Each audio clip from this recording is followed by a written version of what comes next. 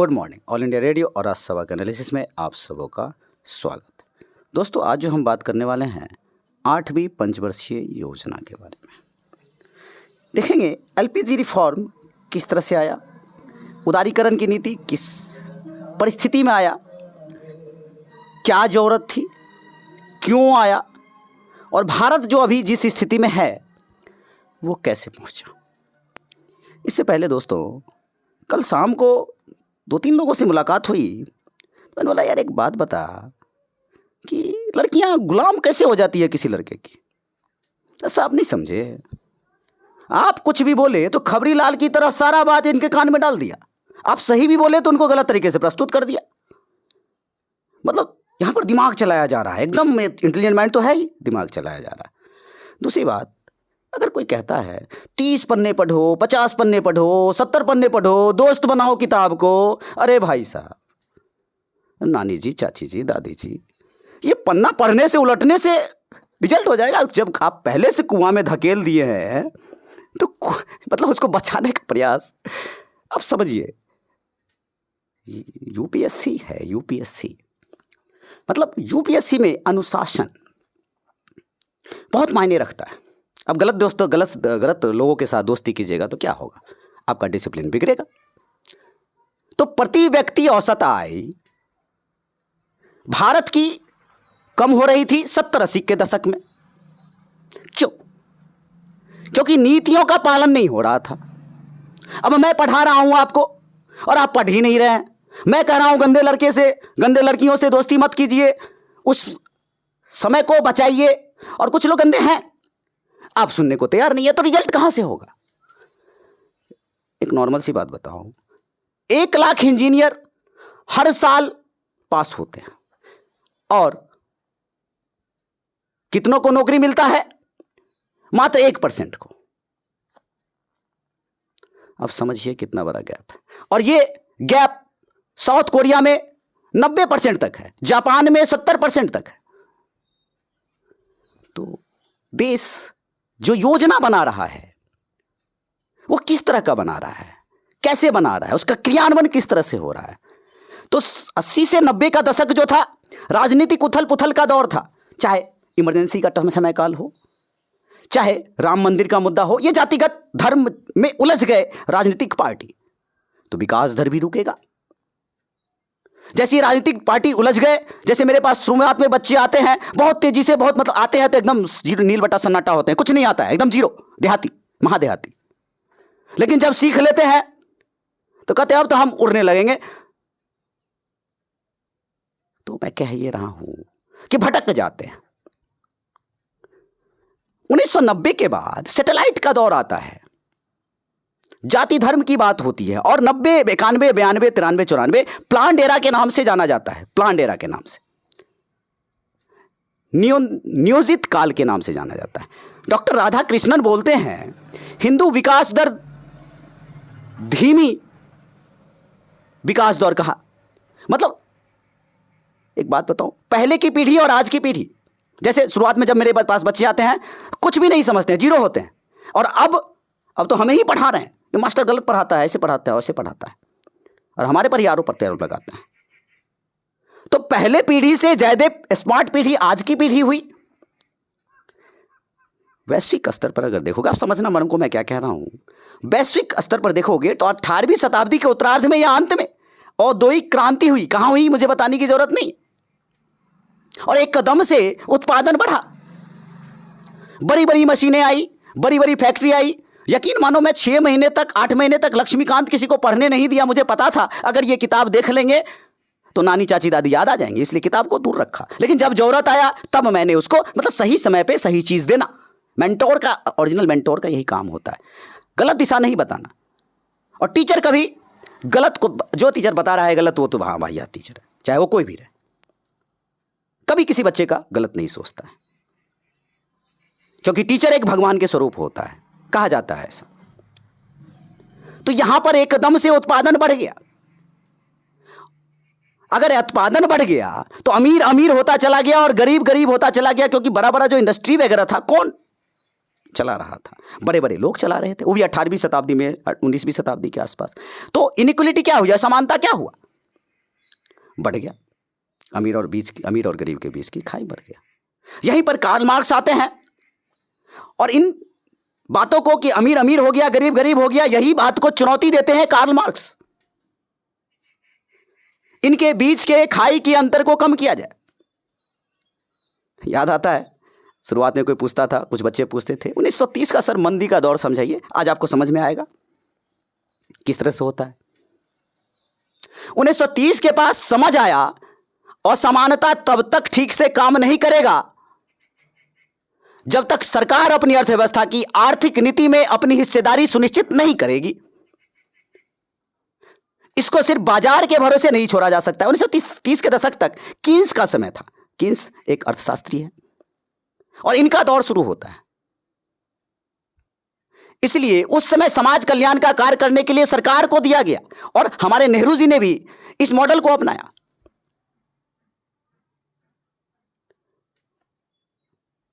Nineteen 1989 में Washington consensus होता है, सहमति, वाशिंगटन कंसेंसस होता है और पूरे विश्व के प्रतिनिधि वहां जाते हैं और इनका कहना था इस कंसेंसस में 1989 में कहा गया, निष्कर्ष निकलकर आया कि सरकार का आवश्यक हस्तक्षेप नहीं होना चाहिए, वो हो चुका है तो और अर्थव्यवस्था चौपट हो रही है क्योंकि सरकार ही सब कुछ कंट्रोल कर रही थी।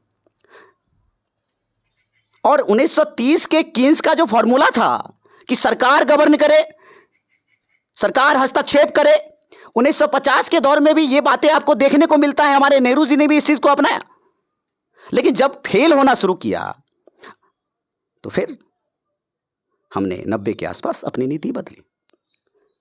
अशोक होटल 1957 में हमारे नेहरू जी ने बनाया, देश के प्रथम प्रधानमंत्री ने बनाया, होटल बनाया, सरकारी होटल था ये। यहां पर एक बात बताऊं, अटल बिहारी वाजपेयी ने सवाल किया नेहरू जी से कि सर ये होटल के बजाय हम अस्पताल क्यों ना बनाएं? तो नेहरू जी ने जवाब दिया कि पहले होटल से पैसे कमाते हैं फिर अस्पताल बनाएंगे। उनकी सोच थी, इनकी सोच ये थी, उनका भी सोच अच्छा होगा, इनका भी सोच अच्छा होगा। अब अलग बात है कि सरकारी तंत्र जितने भी होते हैं वो घाटे में जाते हैं। जैसे कुछ बच्चे मेरे पास सीखे, बहुत सारा सीखे, बहुत मतलब जी जान से मैंने सिखाया और मुझे घाटे में डाल करके पैसा भी ले गए और मुझे कर्ज में डाल दिया। तो सरकार, अब ये लोग सरकार में जाएंगे तो क्या करेंगे पता नहीं, सरकार पता चलेगा ये तो डिपार्टमेंट को ही लूट लेंगे। तो हमारी सरकारी व्यवस्था में ईमानदार, ऑनेस्ट लोग, इंटीग्रिटी वाले लोग की कमी है, इस कारण ऐसा हुआ। तो वाशिंगटन कंसेंसस में यह बात स्पष्ट हुआ कि उदारवादी होना चाहिए, लिबरलाइज कीजिए। अब देखिए मैं क्या कह रहा हूं, लिबरलाइजेशन कैसे आएगा? और यह कहती है कि सरकार का आवश्यक हस्तक्षेप ना हो। जैसे अब मेरे पास बच्चे आते हैं शुरुआत में, सिंपल इसी से उदाहरण से बताता हूं, ए इधर आओ, चलो बताना शुरू करो, ये एक्ट बताओ, 1861 का एक्ट, 1935 का एक्ट, बताना शुरू, जबरदस्ती करता हूं। तो शुरुआत में बच्चे होते हैं, छोटे बच्चे होते हैं, तो मतलब डर से, लेकिन उसके बाद तो होशियार हो जाते हैं। छोटा बच्चा जो होता है, अब कुछ लोग होते हैं ममाज बॉय, घर से बाहर ही नहीं निकलने देंगे, आपको उनको छूट देना पड़ेगा। छूट नहीं देंगे एक उम्र के बाद तो वो गलती करेगा, करेगी, तभी वो गलती करने के बाद, जैसे कुछ बच्चे अभी गलती कर रहे हैं बाद में समझ में आएगा, तो गलती करेंगे तभी समझ में आएगा, लेकिन समय बचा के, क्योंकि लेट हो जाएगा तो आपको वक्त नहीं मिलेगा। कुछ लोगों का वक्त चला गया है, स्पेशली गर्ल्स, बार बार कहता हूं, आपके पास no time, you have no time. जितना टाइम मिला है उसमें कीजिए। ये लल्लू पंजू के चक्कर में समय बीत जाएगा, पता भी नहीं चल जाएगा। जैसे 2-3 दिन पहले एक लड़की आई बहुत दूर से मेरे पास, बहुत दूर से आई एक गर्ल, मेरे पास तो 4 साल समय है। अरे भाई साहब, ये 4 साल 4 दिन के बराबर है। तो जैसे जैसे उद्योग जगत बढ़ा, मैच्योर हुआ, मैंने तो मैच्योर होते हुए भी गधे टाइप के लोग देखे। धीरे धीरे सरकार का रोल कम होता चला गया, क्योंकि पहले जब वो बहुत अमीर बन गए,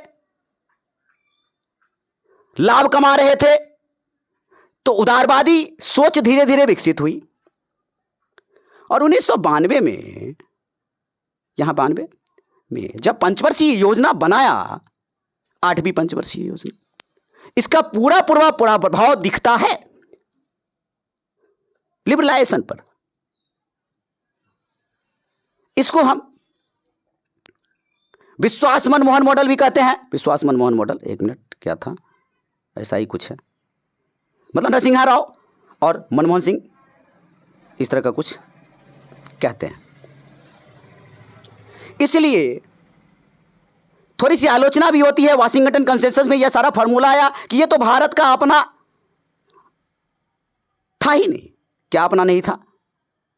ये जो लिबरलाइजेशन का पॉलिसी एलपीजी लिया, क्योंकि विश्व समुदाय ने मिलकर के इसको निकाला था। इस तरह का आलोचना होता है, और आलोचना के बारे में आपको पता होना चाहिए। लाल फीताशाही, अब देखो कुछ बच्चों को मैं पढ़ाया करता था तो सामंजस्य का मतलब पूछता था तो नहीं आता था, पता नहीं कैसे करते होंगे, भगवान करे अच्छा करे। तो छोटे छोटे वर्ड नहीं समझ पाते थे। तो अभी लाल फीताशाही का मतलब एक फाइल है, फाइल को, अच्छा इस भाई साहब का फाइल है, लेकर के टेबल पर रख दिया, और जो डीएम जनाब है सारा ताकत तो उनके पास है, उनको जिनको लगेगा, जो पैसा वाला है, जो ऊपर पहुंच वाला है, उनका काम करेंगे, बाकी लोग का काम नहीं करेंगे। तो देश कैसे आगे बढ़ेगा? इसलिए बाजार खोलने की बात, मतलब लाल फीताशाही को कम करने की बात कहेगी। Power corrupts, absolute power corrupts. जैसे आप किसी को ज्यादा सिखा दो तो ज्यादा होशियार हो जाते हैं, ज्यादा ताकत दे दोगे तो ज्यादा ताकतवर अपने आप को समझने लगेगा। ऐसा सरकार के पास साथ भी होता है। तो दृष्टिकोण यहां बदला। अब यहां पर इस चीज को एक चीज से कनेक्ट कीजिए। 2021 में वापस एक वाशिंगटन कंसेंसस होता है, जो यूके में कॉर्नियल कंसेंसस होता है। और आपसे विनती है, आपसे रिक्वेस्ट है, मेंस के हिसाब से कॉर्नियल कंसेंसस जो कहां होता है, यूके में होता है 2021 में, इसको जरूर डाटा निकाल कर पढ़िएगा। मेंस के आंसर यहां से मिलेंगे आपको, क्योंकि अभी तक हमने बाजार को ओपन किया ताकि निवेश बढ़े, ताकि इंफ्रास्ट्रक्चर बढ़े, बिजनेस बढ़े, इकोनॉमी ठीक हो, प्राइवेट लोग जो है वो भी मार्केट में आए। लेकिन यहां पर चीजें बदल गई। इस 2021 के कंसेंसस में जो कॉर्नियल कंसेंसस हुआ, यहां पर पर्यावरण की बात पहली बार की जा सकती है, इसको नकारा नहीं जा सकता। नए तरीके से गरीबी की बात कही गई। कौन सी गरीबी की बात कही गई? Energy poverty. अब आप इसको समझिए। सुविधाओं की बात कही गई, अस्पताल बनाइए। उद्योगों की बात कही गई कि उद्योग बनाइए, लेकिन पर्यावरण का ध्यान रखते हुए।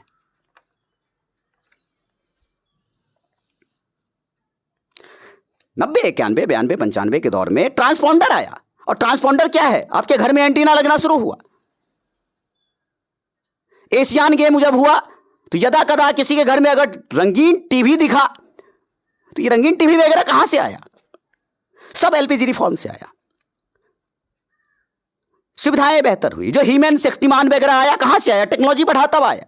ये टेक्नोलॉजी अगर वही राजीव गांधी अगर कंप्यूटर नहीं लाते तो क्या होता? पहले 2 मंजन आते थे, लाल दंत मंजन और एक कॉलगेट दंत मंजन। आजकल कितने मंजन चाहिए आपको? तो उत्पादन की दृष्टिकोण से बाजार खोला गया, बढ़ाया गया और लोक हित की बात की गई। अब संरचना बढ़ा, सही तरह से अस्पताल बना। अब समझिए 8वीं पंचवर्षीय योजना एलपीजी क्यों आया, किस परिस्थिति में आया, अब बाकी आए की चीजें आप जानते हैं। और इसी दौर में 1995 में WTO सदस्य बना, भारत ने सदस्य बना। यहां जो बात की गई क्या? जनसंख्या वृद्धि दर नियंत्रित करना, गरीबी कम करना, रोजगार सृजन, इंफ्रास्ट्रक्चर को बढ़ाना, टूरिस्ट को बढ़ाना, टूरिज्म को बढ़ाना, मानव संसाधन, ह्यूमन कैपिटल पर ध्यान देना। और ह्यूमन कैपिटल तो मोर एंड मोर नेसेसरी। एक और चीज, जो लक्ष्य रखा गया था 5.6% और 6.8% के आसपास हमने अर्जित किया। ये आपको 8वीं पंचवर्षीय योजना का ये डाटा याद होना चाहिए, क्योंकि इंपॉर्टेंट है। तो आज हमने इतनी सारी बातें की, तो आज के डिस्कशन में इतना ही था। Thank you.